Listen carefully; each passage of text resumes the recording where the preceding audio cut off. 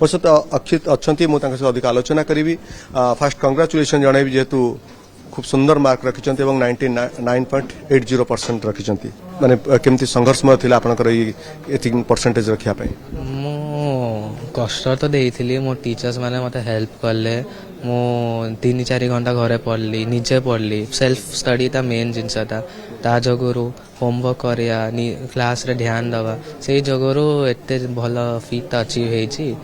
आउ निजर हार्डवर्क दबा निजर इंटरेस्ट देखा तेबे जाके आम एत भल जिनस कर केते समय पाठ पढ़ुले से 3 घंटा 4 घंटा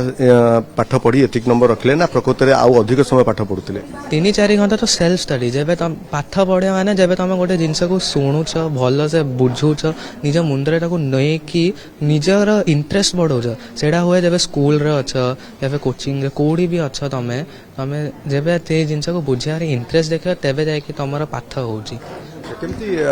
पढ़ेबारे को माने सहयोग करथिले घरे कि को माने सहयोग करथिले स्कूल तो टीचर्स माने थिले कि घरे आपण माने जो पाठ पढुथिले सेतरे घरे को मानकर बेसी अवदान थला बा बेसी से मानकर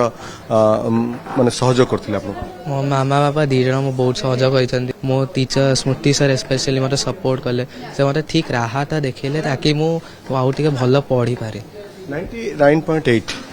आउ कोठ नंबर कमिला मोर गोटे मार्क इंग्लिश रे कमी छी 99 आछि इंग्लिश रे बाकी सब रे 100 अछि दुखी छथि ना दुखी तो ना मु तो एक्सपेक्ट करूथि 98 लेकिन स्कूल टॉपर हवा मो बहुत बड़ फीट हां अगर गोटे मार्क आ जाय तो नेशनल टॉपर भी गोटे रिकॉग्निशन बहुत भलो हेता अछि एम अछि लाइफ माने करियर गोटे प्रोफेसर के मैथ्स रे पीएचडी करे और जेई मेंस और एडवांस रे 99% ऊपर हां पीएचडी में पीएचडी के ए लाइन ता मते गोटे इंटरेस्ट लागे ए लाइन रे हमें पिल्ला को पढ़े मैथ्स रे पीएचडी मैथ्स गोटे मत सब्जेक्ट भल लगे पीएचडी प्रोफेसर लाइन था एक्चुअली कहबी तो स्ट्रेसफुल लाइफ था लेकिन बाकी सब जॉब रे एटा मते गोटे लगे गोटे लाइन था जोड़ी मु बेसी भल एक्सेल करि पारिबे बहुत पिला चाहती जे डॉक्टर हेबी इंजीनियर हेबी आ के कोन कलेक्टर हेबी आईएएस देबी आईपीएस देबी किंतु आपण पीएचडी पई काई पसंद